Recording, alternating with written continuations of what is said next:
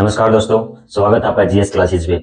जैसा कि हमने कल हमारा टॉपिक किया था भक्ति आंदोलन से जुड़े हुए एक ऐसे ही महानुभाव आदि गुरु शंकराचार्य के बारे में। और आज का जो हमारा टॉपिक है वो है एक इतिहास से जुड़ा हुआ कि जिस सब्जेक्ट को हम पढ़ रहे हैं, इतिहास को हम जान रहे हैं, उसके ऊपर कि उसका मकसद क्या है उस सब्जेक्ट को पढ़ने का। जैसे कि आज का हमारा टॉपिक है इतिहास क्या है। इतिहास देखा जाए तो इतिहास हर सब्जेक्ट की क्या होती है, जननी होती है, क्योंकि एक इतिहास से ही हमारे को इकोनॉमिक्स यानी कि प्राचीन काल लगा लो, चाहे वो मध्य काल लगा लो या फिर वो आधुनिक काल हो, हमारा उसी में हमारे को कोई देखने को मिलता है कि उस समय की सामाजिक स्थिति क्या रही होगी, उस समय की आर्थिक स्थिति क्या रही होगी, उस समय की धार्मिक स्थिति क्या रही होगी, और वो सब, और उस समय का ज्योग्राफिकल एरिया। जैसे कि 1947 में भारत पाकिस्तान आजाद हुआ है, भारत का एक अभिन्न हिस्सा अलग अलग निकल के पाकिस्तान का निर्माण हुआ था, तो वो भी क्या हुआ, हमारे इतिहास से जुड़ा हुआ कि पाकिस्तान की मांग कैसे उठी और कैसे एक नया राष्ट्र का उसका उदय हुआ पाकिस्तान का। वो सब क्या है, इतिहास से ही हमारे को उन सब चीजों की जानकारी मिलती है। तो उसी प्रकार हम कह सकते हैं कि हर विषय की जननी, चाहे वो हमारा चाहे विज्ञान का एक विषय क्यों ना हो, कि पुराने प्राचीन समय में जो कृषि, क्योंकि मुख्य जो हमारा इनकम का सोर्स क्या था, एग्रीकल्चर था, और एग्रीकल्चर के लिए भी हमारे को कुछ संसाधन की जरूरत होती थी, जैसे हल हो गया और जो एग्रीकल्चर के जो उपकरण हो गए उनकी जो हमारे को जरूरत होती थी, तो उन सब की जानकारी भी हमारे को किसमें मिलती है, एक इतिहास में ही मिलती है। तो इस प्रकार हम इतिहास को जानने का प्रयास करते हैं कि इतिहास है क्या। तो उसी प्रकार इतिहास जो शब्द है उसका सबसे पहले उल्लेख किस चीज में मिला गया, हमारा अर्थवेद में मिला है इतिहास शब्द का उल्लेख।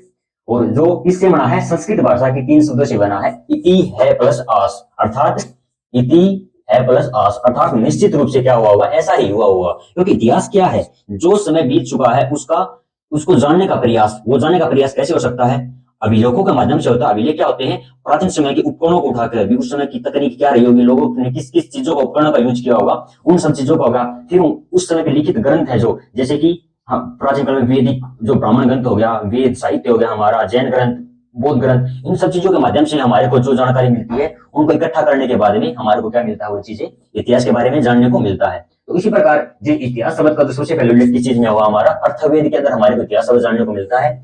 उसके बाद क्या होता है कि ये 3 संस्कृत के शब्दों से बना है, इति है प्लस आस, अर्थात निश्चित रूप से ऐसा ही हुआ होगा, ऐसा ही हुआ होगा, क्योंकि ये एक शोध के माध्यम से हमारे को जानकारी मिलती है। उसके बाद में क्या देखा जाता है कि यूनानी भाषा, क्योंकि जो इतिहास का जो अन्वेषण होना शुरू हुआ वो कब होना शुरू हुआ, वो इतिहास का यूनान से इसकी शुरुआत हुई है, इतिहास लेखन की शुरुआत जो हुई है।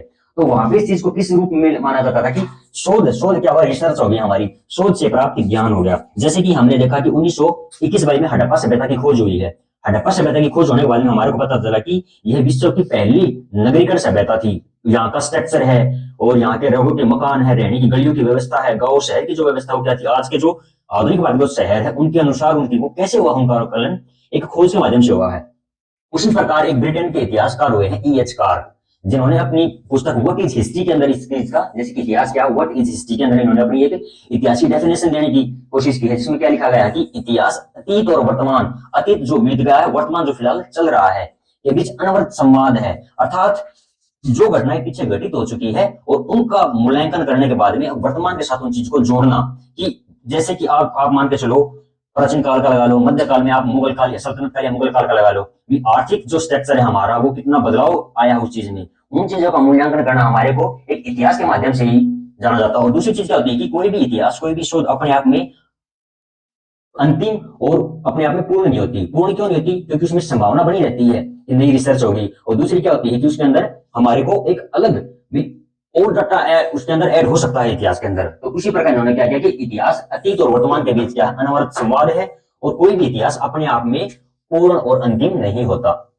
उसी प्रकार भारत के, जैसे हम भारत के अनुसार बात करें तो भारत में जैसे कि इतिहास तो हमारा काफी पुराना है, वैदिक सभ्यता है, हमारी हड़प्पा काल है जिसको प्राग ऐतिहासिक काल बोला जाता है। लेकिन इतिहास का जो मुख्य रूप से जो कालक्रम शुरू होता है वो मौर्य काल से शुरू होता है, और मौर्य काल के ऊपर ही फिर उसके उन धारणाओं के ऊपर एक हमारा ग्रंथ लिखा गया है कल्हण के द्वारा राजतरंगिणी, क्योंकि भारत के जो प्रथम इतिहासकार रहे हैं माना जाता है, किसको माना जाता है, कल्हण के द्वारा, और इनके द्वारा एक रचित ग्रंथ है राजतरंगिणी। इन्होंने इतिहास के बारे में अपनी क्या विचारधारा दी है कि जो व्यक्ति अतीत की घटनाओं को लिपिबद्ध करता है या उनको लिखता है या उनके ऊपर शोध करता है, उसे न्यायाधीश की तरह क्या होना चाहिए, निष्पक्ष होना चाहिए। क्यों होना चाहिए निष्पक्ष, क्योंकि घटनाओं का मूल्यांकन कैसे होता है कि हम राजनीतिक कारण भी किसी भी चीज के ऊपर हमारी सोच के ऊपर इफेक्ट डालते हैं, एक समाज का धार्मिक नजरिया भी हमारे सोच के ऊपर क्या डालता है, प्रभाव डालता है। तो इस प्रकार उसको सब चीजों को एक साइड में रख के उसका विवेक और निष्पक्षता, ऑब्जेक्टिविटी उसकी शोध में कितनी है, उन चीजों को ज्यादा से ज्यादा लाने का, मूल्यांकन करने का काम उसको करना चाहिए। इसी प्रकार विभिन्न इतिहासकारों ने अपनी अपनी अलग अलग विचारधाराएं दी है। जैसे कि बी एच क्रोचे हुए एक इतिहासकार, इन्होंने क्या बताया कि समस्त इतिहास समसामयिक इतिहास है। समसामयिक इतिहास, जो चीजें घट रही है, क्योंकि जो चीजें घट रही है वही आगे जाके क्या मिलेगी, एक इतिहास बनेगा। क्यों? उनका इफेक्ट इफेक्ट पड़ेगा एक समाज के ऊपर, कि आज जो डिसीजन हम ले रहे हैं, क्योंकि वही हमारे भविष्य का क्या करते हैं, निर्माण करते हैं। तो बीएस क्रोचे ने बताया कि समस्त इतिहास क्या है, एक समसामयिक इतिहास है। जेबी ब्यूरी एक इतिहासकार हुए हैं, जिन्होंने क्या बताया कि इतिहास विज्ञान है, न उससे कम न उससे ज्यादा। क्योंकि विज्ञान क्यों माना इन्होंने? क्योंकि इसमें शोध का प्रभाव, क्योंकि इतिहास क्या है, शोध का ही एक विवरण है। शोध के माध्यम से हमारे इतिहास की जानकारी मिलती है।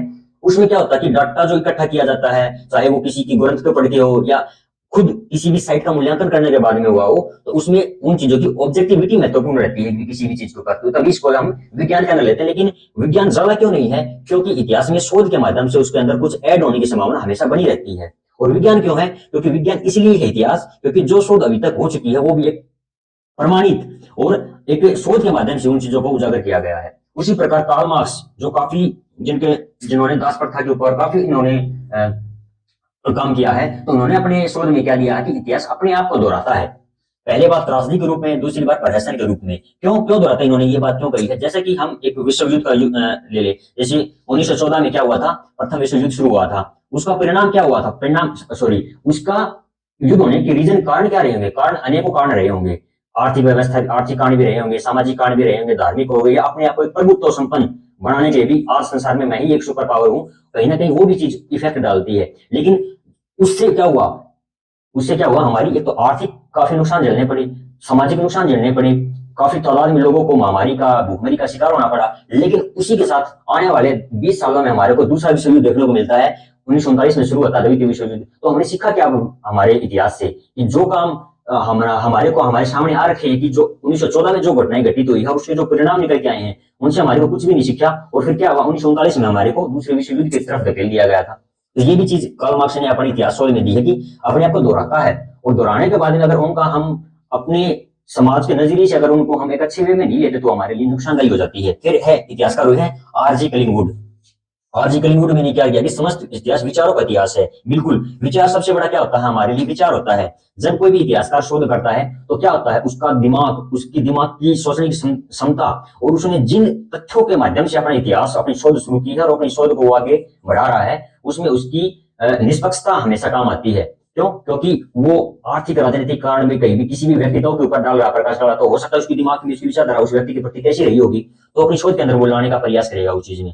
धर्म के ऊपर हो सकता है वो नास्तिक हो, आस्तिक हो, और कोई भी अगर धार्मिक मुद्दा है, तो वो चीजें भी हमेशा आगे जाके उसकी शोध के ऊपर प्रभाव डालेगी। कि धार्मिक, अगर वो नास्तिक है, अगर ईश्वर को नहीं मानता, तो हो सकता है वो किसी भी धार्मिक मुद्दे को एक तरह से नकार दे।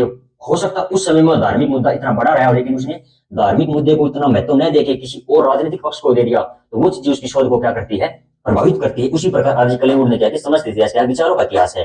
हेगेल भी एक इतिहासकार हुए हैं, जिन्होंने बताया कि हम इतिहास को से यही सबक लेते हैं कि आदमी इतिहास से कोई सबक नहीं लेता। जैसे कार्ल मार्क्स के बारे में हमने पढ़ा कि वो इतिहास समय को दोहराता है, और हेगेल भी क्या कह रहे हैं कि इतिहास समय को दोहराते हैं। हेगेल भी क्या करते हैं कि इतिहास से हम सबक नहीं लेते, और सबक लेते हैं बस इतना कि बस हम उन्हीं गलतियों को दोबारा दोहराते रहते हैं। जैसा कि मैंने विश्व युद्ध का जो एग्जांपल दिया है आपको। फिर है हमारा रेनियर ने एक बात कही है कि इतिहास सभ्य समाज में रहने वाले मनुष्यों के अनुभव का ये कहानी है। बिल्कुल है ये कहानी, क्योंकि रेनियर ने जो बात कही है कि जो जिस समाज में हम रहते हैं, जैसे कि हम देखते हैं कि वैदिक काल है, वैदिक काल में लोगों का मुख्य व्यवसाय क्या था? पशुपालन करना, वैदिक कर्मकांड करना, ठीक है, और कंठस्थ जो वेद है हमारे, उनको याद कर, उनको उनका प्रचार करना। हमारा जो समाज है वर्ण व्यवस्था में बटा हुआ था, आप वर्ण के हिसाब से आप ये काम करोगे, इस वर्ण का कोई व्यक्ति है तो वो ये काम करेगा।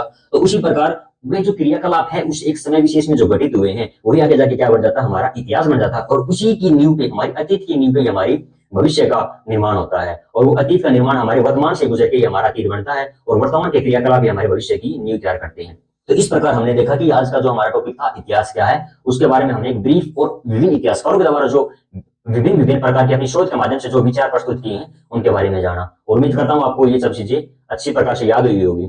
Thank you.